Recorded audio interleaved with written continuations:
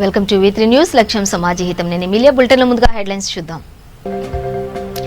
చిత్తూరులో కార్యకర్తలతో సమావేశమైన బీజేపీ ఎంపీ అభ్యర్థి ప్రజల నమ్మకాన్ని నిలబెట్టుకుంటానన్న కె రత్నప్రభ.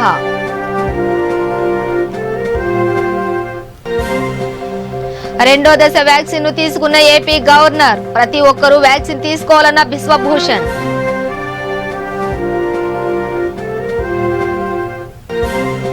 శ్రీకాకుళం జిల్లాలో వైఎస్ఆర్ బీమా పథకం అమలు 408 లబ్ధిదారులకు గాను 8.76 కోట్ల నిధుల మంజూరు.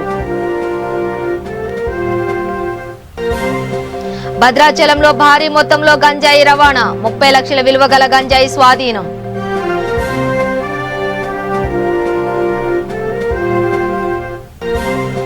విశాఖలో ప్రేమ పేరుతో అరాచకాలు చేస్తున్న యువకుడు 8 మందితో పెళ్లి ఆపై వ్యభిచారంలోకి దిగాలని భార్యలపై ఒత్తిడి.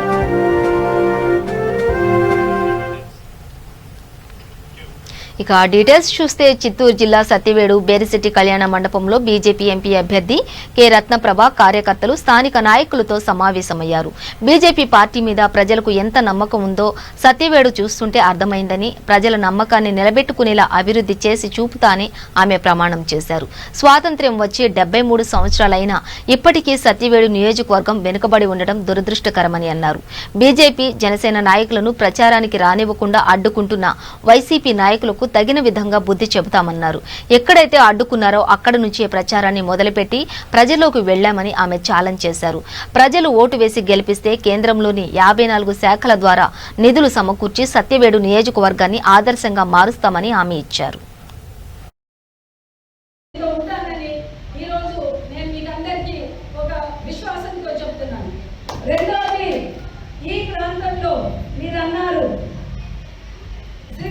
వచ్చింది అని సిటీ శాంక్షన్ అయ్యేటప్పుడు నేను కూడా ఉన్నాను. ఆ సిటీ శాంక్షన్ అయినప్పుడు మనం వాళ్ళతో ఒప్పందం ఏమనిందంటే వాళ్ళ స్థానికులు భూమి తీసుకుంటున్నామని, స్థానికులకే ఉద్యోగం ఇవ్వాలని, అట్లీస్ట్ ఫస్ట్ ప్రిఫరెన్స్ స్థానికులకే ఇవ్వాలని వాళ్ళతో ఒప్పందం జరిగింది. కానీ స్థానికులకి ఉద్యోగాలు రావట్లేదు, మా పిల్లలకి ఉద్యోగాలు రావట్లేదు అని అందరూ చెప్తున్నారు. ఇది చాలా బాధాకరమైన విషయం. ఎందుకంటే స్థానికులకు ఉద్యోగం ఇవ్వకపోతే ఒక ఇండస్ట్రీ అక్కడ ఎందుకు వచ్చింది? ఇండస్ట్రీ ఎందుకు వచ్చిందంటే ఆ ఒక ఇండస్ట్రీ వస్తే అంతా ఒక డెవలప్మెంట్ అవుతుంది, ఒక అభివృద్ధి అవుతుందని అందరూ అనుకుంటారు. దాని విషయంలోనే మనము ఒక ఇండస్ట్రీ పెడతాము. ఎక్కడ మాకు ఒక మనవి వచ్చింది, ఐటీఐ పెట్టాలా, స్థానికులకి ట్రైనింగ్ ఇవ్వాలని మీరు వెళ్ళలేరు అంటే మీరు ఎలా ఊరుకున్నారు?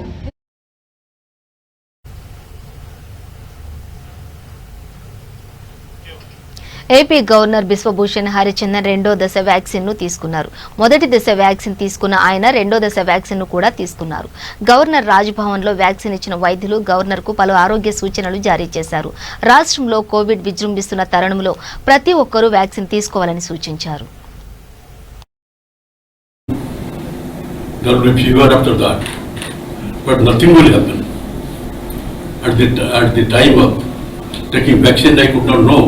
when it is given.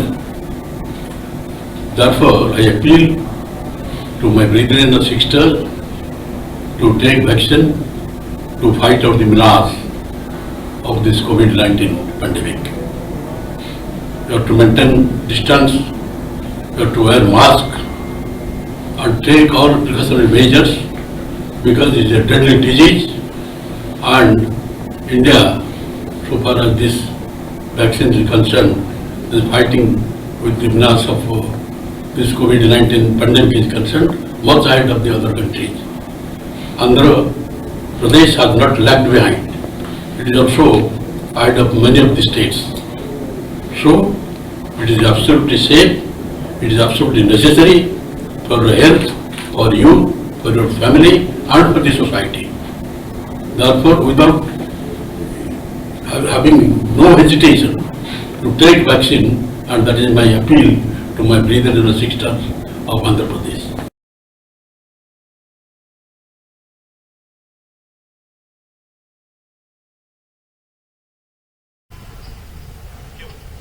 Andhra Pradesh ప్రభుత్వం లబ్ధిదారులకు నిధులను పక్కాగా పంపిణీ చేసే విషయంలో ఎక్కడా వెనక్కి తగ్గట్లేదు.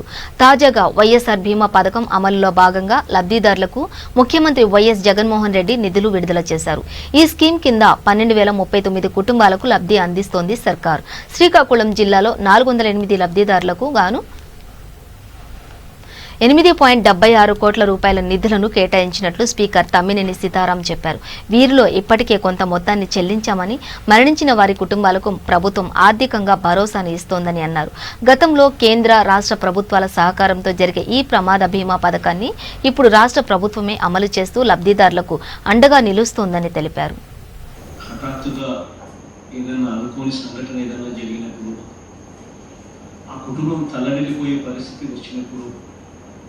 ఆ కుటుంబానికి మనిషిని తిరిగి తీసుకుని రాలేకపోయినప్పటికీ మానవత్వం ఉన్న ప్రభుత్వంగా కనీసం ఆ కుటుంబ అవసరాలకు ఆ కుటుంబం ఇబ్బందులు పడకుండా ఉండే ఏ కార్యక్రమం చేయగలిగినా కూడా మంచిది. అందులో ప్రధానమైన పాత్ర బీమా పోషిస్తుంది. ఈ బీమా ఏదైతే సొమ్ము ఏదైతే ఇవ్వాల్సిన పరిస్థితి ఏదైతే ఉందో, ముఖ్యమంత్రి గారు వీడియో కాన్ఫరెన్స్లో వైఎస్ఆర్ కాంతిపదం డిఆర్డిఎస్ శ్రీకాకుళం నుండి మొత్తం 408 బెనిఫిషరీస్, అంటే వాళ్ళు చనిపోయినారు. వాళ్ళకి ఇంతవరకు కూడా మనం ఈ బీమా సదుపాయాన్ని కల్పించలేకపోయినా వచ్చినటువంటి ప్రభుత్వాల నుంచి వస్తున్నటువంటిది. ఇప్పుడు ఇంతకుముందు ఇది కేంద్ర ప్రభుత్వం, రాష్ట్ర ప్రభుత్వం కలిసి భాగస్వామ్యంతో జరిగినటువంటి కార్యక్రమం. వాట్ ఎవర్ రీజన్ సిటీ కేంద్ర ప్రభుత్వం విత్డ్రాలే, అయితే ఆ బాధ్యతను రాష్ట్ర ప్రభుత్వమే భరిస్తుంది. మొత్తంగా వాళ్ళ తరపున మనం ఈ బీమా పాలసీలను పే చేస్తూ చనిపోయినటువంటి ఆ కుటుంబాలని ఆర్థికంగా సపోర్ట్ చేస్తూ వారికి తోడుగా నిలబడాలన్నటువంటిది ముఖ్యమంత్రి జగన్మోహన్ రెడ్డి గారు ఈనాడు ఈ కార్యక్రమాన్ని పెద్ద ఎత్తున రాష్ట్రంలో టేకప్ చేయడం జరిగింది. మనకి సుమారు 8.76 కోట్లు, 8,76,00,000 ఈ దీంట్లో మనం క్లియర్ చేయటం జరిగింది. అంటే ఇక్కడ గ్రేట్ ఏమిటంటే కేంద్ర ప్రభుత్వం చేతులు ఎత్తేసిన రాష్ట్ర ప్రభుత్వం, దేశంలో మిగిలిన ఏ రాష్ట్ర ప్రభుత్వాలన్నీ వదిలేసినాయి. ఎప్పుడైతే కేంద్రం వెనుకపోయిందో మిగిలినటువంటి రాష్ట్రాలన్నీ కూడా దే హ్యావ్ గాన్ బ్యాక్. ఒక్క మన రాష్ట్ర ప్రభుత్వమే మానవతా దృక్పథంతో, మానవీయ కోణంలో మన ముఖ్యమంత్రి గారు ఆలోచించి ఈ కార్యక్రమాన్ని క్లియర్ చేశారు. కాబట్టి ఖచ్చితంగా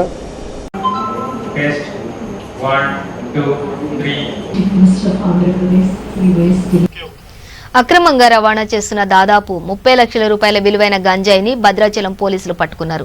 పట్టణ సీఐ స్వామి ఆధ్వర్యంలో పోలీసులు ఫారెస్ట్ చెక్ పోస్ట్ వద్ద వాహనాలు తనిఖీ చేస్తుండగా 2 కార్లలో గంజాయిని తరలిస్తున్నట్లు పోలీసులు గుర్తించారు. మొత్తం 198 కేజీల గంజాయి లభ్యమైంది. ఒడిశా సరిహద్దు ప్రాంతం నుండి మహారాష్ట్రలోని పూణేకు గంజాయి తరలిస్తున్నట్లు నిందితులు ఒప్పుకున్నారు. నిషేధిత గంజాయి, గుట్కా వంటివి తరలిస్తే చట్టరీత్యా చర్యలు తీసుకుంటామని పోలీసు అధికారులు హెచ్చరించారు.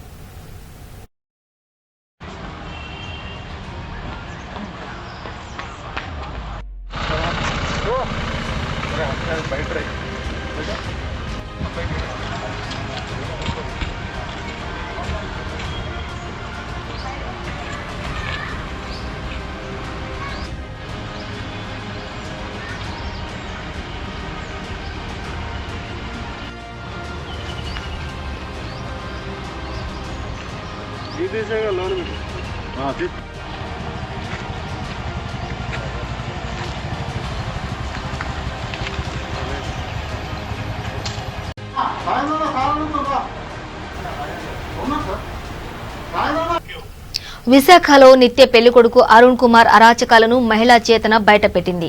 ప్రేమ పేరుతో యువతలకు అండగా ఉంటానంటూ ఒంటరి మహిళలను నమ్మించి పెళ్లి చేసుకుని ఆపై వ్యభిచారం చేయాలంటూ బెదిరింపులు చేసిన ఓ కిరాతకుడి ఆట కట్టించారు మహిళా సంఘాలు. గంజాయి వ్యభిచార ముఠాతో లింకులు ఉన్నట్లు మహిళా సంఘాల నేతలు ఆరోపించారు. విజేఎఫ్ ప్రెస్ క్లబ్ లో ఏర్పాటు చేసిన మీడియాతో మహిళా సంఘాల నేత కత్తి పద్మ మాట్లాడుతూ యువతలను వ్యభిచార ముఠాకు అమ్ముతానంటూ వేధింపులకు గురి చేస్తున్నాడని, మాట వినకపోతే తుపాకీ కత్తులతో బెదిరింపులకు పాల్పడుతున్నట్లు చెప్పారు. కంచెరపాలెం పోలీసులను ఆశ్రయించిన బాధితులు తమకు న్యాయం జరగలేదని ఆవేదన వ్యక్తం చేశారు. మహిళా సంఘాలను ఆశ్రయించిన పోలీసులకు నిందితుడికి స్నేహబంధాలు ఉన్నాయంటూ మహిళలు ఆరోపించారు. వెంటనే మహిళలకు న్యాయం చేయాలని డిమాండ్ చేశారు. పిల్లడి పరిస్థితి ఎలా ఉంది? మీరు పోలీస్ కంప్లైంట్ ఇచ్చినా పర్వాలేదు, నేను మేనేజ్ చేసుకుంటాను, ఇచ్చుకోండి. కానీ పిల్లడి పరిస్థితి ఎలా ఉంది అంటే బతికున్నాడా చచ్చిపోయాడా అనేది ఈ ఆతృత. అంటే అది కూడా కేసు అవ్వలేదు. విశాఖపట్నం అల్లిపురం చలువుతోట ప్రాంతానికి చెందిన ధనాల అరుణ్ కుమార్ అనే 32 సంవత్సరాల వ్యక్తి గతంలో జగదాంబాలో స్వీపర్గా పనిచేసేవాడు. ప్రస్తుతం అతను చేస్తున్న ఉద్యోగం ఏంటంటే విశాఖపట్నంలో ఒక పెద్ద గంజాయి మాఫియాని నిర్వహిస్తున్నాడు. 2 అమ్మాయిల రాకెట్ నడుపుతున్నాడు. అతని మొదటి భార్య ఈవిడ గీతాంజలి, అతని 9వ భార్య ఈ అమ్మాయి లక్ష్మి. అతను ఇక్కడ చంపాను, నువ్వు కానీ ఒప్పుకోపోయావు అనుకో, నీ మీద కూడా కేసు నేను పెడతాను అని చెప్తాను. బ్లాక్మెయిల్ చేయడం, నాకు టార్చర్ పెట్టడం, నువ్వు నాకు కావాలి, నువ్వు భార్యవి నువ్వు అని చెప్తాను. దొంగ శాస్త్ర అన్నీ సంపాదించుకొని చేయించుకొని నాకు మక్కలు ఎరగొట్టడం, కళ్ళ మీద కొట్టడం, నా పిల్లలు కొట్టడం, చాలా చాలా టార్చర్ లేవో చాలా పెట్టాడండి. పోలీసులు కంప్లైంట్ చేశాను, నాకు న్యాయం జరగలేదు. సిపికి చేశాను, సిపి ద్వారా చెప్పారు పోలీసులకి, అయినా నాకు న్యాయం జరగలేదు. అప్పుడు పద్మక్కకి ఇలాగ నంబర్ ఒకటి ఇచ్చారండి. అక్కదారికి వచ్చి నాకు న్యాయమని జరుగుతుంది కదా అక్కదారికి అనేసి అని.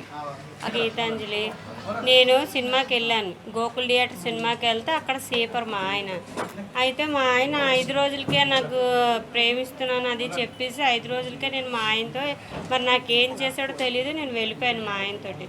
మా ఆయనతో వెళ్ళిపోయిన 3 సంవత్సరాలకి బాగా ఉండేవాడు. తర్వాత ఒక్కొక్క అమ్మాయిని తెచ్చి ఇంట్లో పెట్టి నేను వాళ్ళని వ్యభిచారం చేయిస్తున్నాను అని అంటే నేను ఒప్పుకునేదాన్ని కాదు. అప్పుడు కడుపు తీసిడు, నాలుకేసి కొట్టిడు, తర్వాత ఏమంచి తలుపులన్నీ పెట్టి బట్టలన్నీ ఇప్పేసి బెల్టులతో కొట్టడం, టార్చర్ పెట్టడం. ఒప్పుకోకపోతే వాళ్ళిద్దరు మంచం మీద పడుకోవడం, నా పిల్లలు వేసుకుని కిందన పడుకోవడం. నేనైతే నా పిల్లల్ని కిందనేసి పడుకోవడం. ఎవ్వరికి చెప్పుకోవాలి. అమ్మా నాన్న దగ్గరికి వెళ్తే నీ ఇష్ట ప్రకారంగా నువ్వు వెళ్ళిపోయావు, మేము మీ దగ్గర నుండి ఏమైనా చేయించామా, నీ ఇష్ట ప్రకారంగా నువ్వు వెళ్ళిపోయావు, పడు నీ బాధ నువ్వు అని అక్కడికి వెళ్తే అమ్మాయిలు న్యాయం చేసేవారు. స్టేషన్కి వెళ్తే వాళ్ళు కూడా మామూలు ఇచ్చేసేవాడు. ఎందుకంటే నాకు అమ్ముడిపోయారు పోలీసులు, నువ్వు ఏ కేసు పెట్టినా నీది ఏ కేసు తీసుకోరు, మళ్ళీ నువ్వు ఎక్కడ తోకముడుచుకుని రావాలంటే నా దగ్గరికే రావాలి, నేను ఎక్కడికి వెళ్ళి అడగాలి. అలా 11 సంవత్సరాల దాకా అలాగ అనుభవించి వచ్చాను. లాస్ట్లో ఈ అమ్మాయి వచ్చింది, మన ఆ భర్తను చంపేశాడు అక్క, నీకు తెలియదా అని అంటే నుంచి. ఆ తర్వాత మేము కూడా ఇంట్లో అన్ని నెతికేపు చేసాం, కానీ చంపేశాడు. కానీ అది కూడా ఏమి లేకుండా చేశాడు, ప్రూఫ్లు ఏమి లేకుండా చేశాడు. చేయడం మాత్రం తప్పక చేశాడు. అరుణ్ కుమార్ కానీ నాకు సహాయం చేసింది. కరీంనగర్ జిల్లా జమ్మికుంటలో ప్రైవేట్ టీచర్లు, లెక్చరర్ల అసోసియేషన్ ఆధ్వర్యంలో ధర్నాకు దిగారు. కరోనా వ్యాప్తి నేపథ్యంలో ప్రభుత్వం విద్యా సంస్థలు మూసివేయడాన్ని వారు ఖండించారు. ప్రభుత్వం విద్యార్థుల భవిష్యత్తుతో చెలగాటం ఆడుతోందని ఆరోపించారు. వెంటనే పాఠశాలలను పునః ప్రారంభించాలని, నిరుద్యోగ భృతి చెల్లించాలని డిమాండ్ చేశారు. ఈ ర్యాలీలో అసోసియేషన్ అధ్యక్షులు పల్లె రామరెడ్డి, ఉపాధ్యక్షులు సంతోష్, ప్రైవేటు ఉపాధ్యాయులు అధిక సంఖ్యలో పాల్గొన్నారు.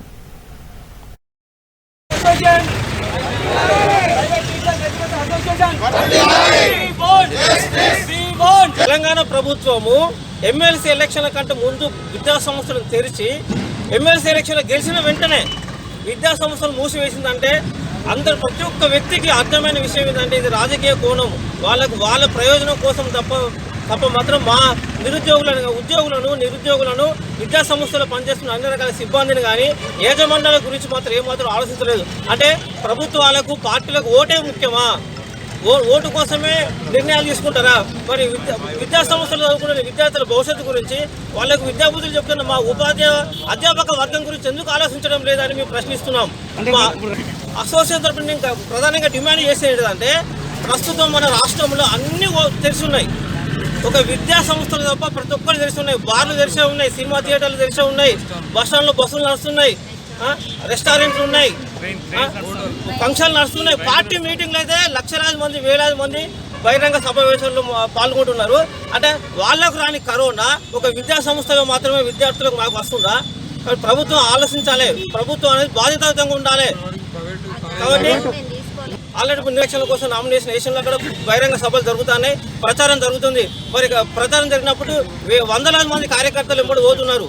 కాబట్టి అంటే రాజకీయంగా లేని కరోనా ఒక విద్యా సంస్థలకు ఎందుకు వర్తిస్తుంది? కాబట్టి ప్రభుత్వం మేము ప్రధానంగా డిమాండ్ చేసేది అంటేనే ఏంటిదంటే రంగారెడ్డి జిల్లా షాద్నగర్ మండలం చటాన్పల్లి గ్రామంలోని రైల్వే గేటు దగ్గర ప్రజల కష్టాలు తీరనున్నాయి.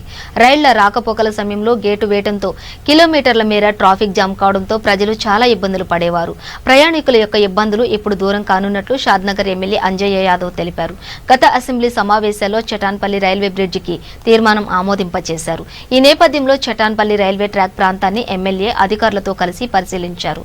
ప్రభుత్వం ఇందుకు గాను 108 కోట్ల రూపాయలు మంజూరు చేసినట్లు ఎమ్మెల్యే వెల్లడించారు.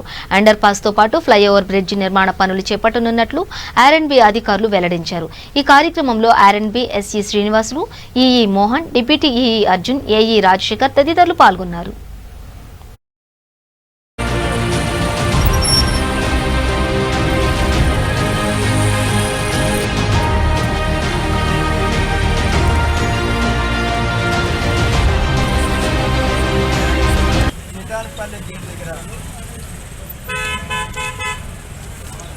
వాహనదారులకు గేటు పడ్డప్పుడు గంటల తరబడి వెహికల్ పడుతుంది, సకాలంలో పోనీకి అవకాశం దొరకలేదు, చాలా ఇబ్బందులు పడుతున్నారనే ఉద్దేశంతో ప్రభుత్వానికి వినియోగించుకునగా ఇక్కడ ఆర్ఓబి శాంక్షన్ అయింది.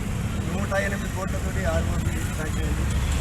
దానికి గాను ఈరోజు ఆర్ఎండ్బి ఎస్సీ గారు, ఈ గారు, డిప్యూటీ గారు వచ్చి సందర్శించి ఏ విధంగా చేస్తే బాగుంటుందని ఆలోచించి దాన్ని ప్లాన్ చేస్తున్నారు. అందులో భాగంగా కొంత అండర్ పాస్ చేయాలనే ఆలోచన ఉంది. అండర్ పాస్ చేస్తే దాని నుంచి వెహికల్ వచ్చిపోతుంది కాబట్టి కొంత బాధ తక్కువైంది కాబట్టి పెద్ద పని తొందరగా పని స్టార్ట్ చేస్తే ఇబ్బంది కాకుండా కొంత అండర్ పాస్ చేసిన తర్వాత ఇక్కడ ఆర్ఓబి అంటే కంపెనీకి అవకాశం ఉంటుంది. తర్వాత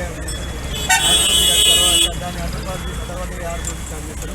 దీనికి కావాల్సిన ఎక్కడెక్కడ ఇల్లు కానీ స్థలాన్ని తప్పించాలి, ఏమి ఎక్కడెక్కడ ఏం చేసేవారు కానీ అది మార్కింగ్ ఇచ్చిపోతారు. దాన్ని ప్రజలు సహకరించాలి. ఎందుకంటే ఏంటో తరబడి చూడడానికి గేట్ అంటేనే భయపడతారు చాలామంది ప్రజలు. వాహనదారులు ఇంకా భయపడతాయి గేట్ ఇట్లా దాటాలని. కాబట్టి ఆ సమస్య తీరాలంటే మీరు సహకరించాలి, అందరూ ప్రజలు కూడా దీన్ని సహకరించాలి. తప్పకుండా ఎవరికి ఏ ఇబ్బంది లేకుండా అధికారులు చూస్తారు కాబట్టి ఆ విధంగా మీరు సహకరించాలని కోరుతున్నాను. చాలా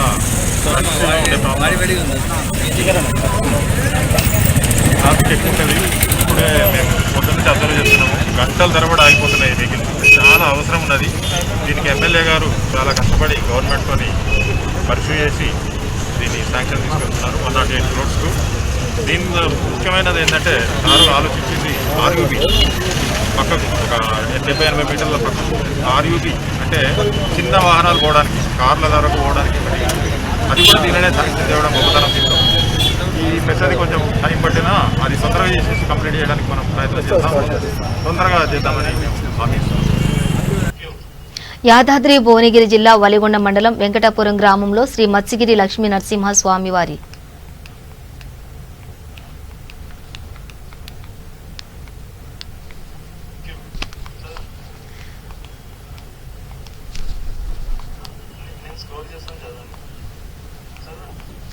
మత్స్యగిరి లక్ష్మీ నరసింహ స్వామివారి ధ్రువమూర్తి ప్రథమ వార్షికోత్సవం ఘనంగా జరిగింది. ఇందులో భాగంగా 108 కలశాలతో సుగంధ ద్రవ్యములు, పంచామృత, శంఖధర, చక్రధర, సహస్రధారతో స్వామివారికి అభిషేకం చేశారు. అనంతరం అన్నదాన కార్యక్రమం ఏర్పాటు చేశారు. భక్తులు అధిక సంఖ్యలో పాల్గొని కోవిడ్ నిబంధనలు పాటిస్తూ స్వామివారి దర్శనం చేసుకున్నారు.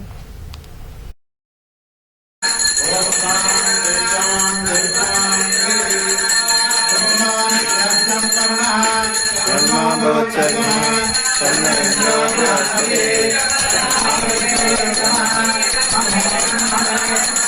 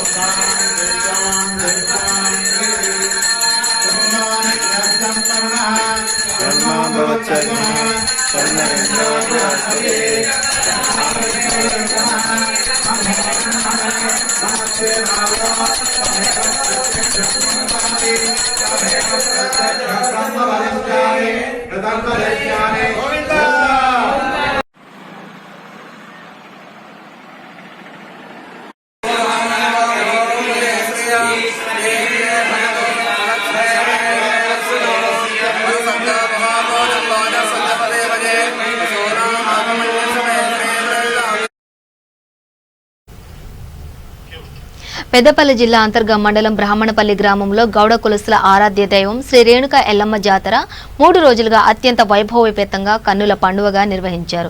గౌడ కులస్తులు మహిళలు ఉపవాస దీక్షలతో అత్యంత భక్తి శ్రద్ధలతో అమ్మవారికి బోనాలు సమర్పించారు.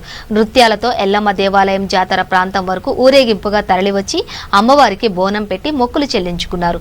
3 రోజులుగా జరుగుతున్న ఈ వేడుకలుగా పిల్లలతో అందరితో కలిసి ముగిశాయి. ఈ జాతర కార్యక్రమానికి Ramagundam Congress party incharge Raj Thakur, Makkan Singh, BJP జిల్లా అధ్యక్షులు సోమారపు సత్యనారాయణ తదితరులు పాల్గొని మొక్కులు చెల్లించుకున్నారు.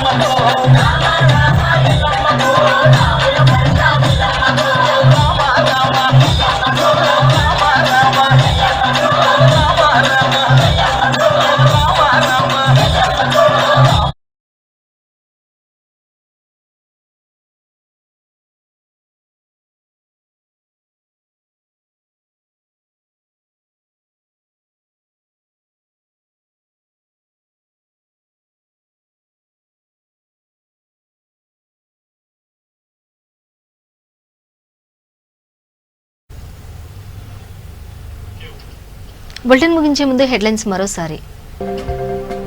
చిత్తూరులో కార్యకర్తలతో సమావేశమైన బీజేపీ ఎంపీ అభ్యర్థి. ప్రజల నమ్మకాన్ని నిలబెట్టుకుంటానన్న కె రత్నప్రభ.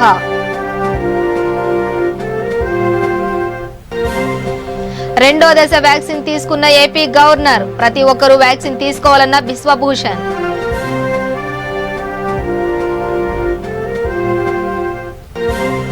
శ్రీకాకుళం జిల్లాలో వైఎస్ఆర్ బీమా పథకం అమలు. 408 లబ్ధిదారులకు గాను 8.76 కోట్ల నిధులు మంజూరు.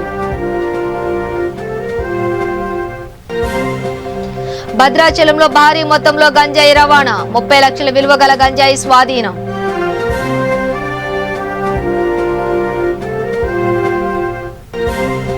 విశాఖలో ప్రేమ పేరుతో అరాచకాలు చేస్తున్న యువకుడు. 8 మందితో పెళ్లి, ఆపై వ్యభిచారంలోకి దిగాలని భార్యలపై ఒత్తిడి. ఇవి బులెటిన్ విశేషాలు. మరింత సమాచారం కోసం చూస్తూనే ఉండండి V3 న్యూస్. లక్ష్యం సమాజహితం.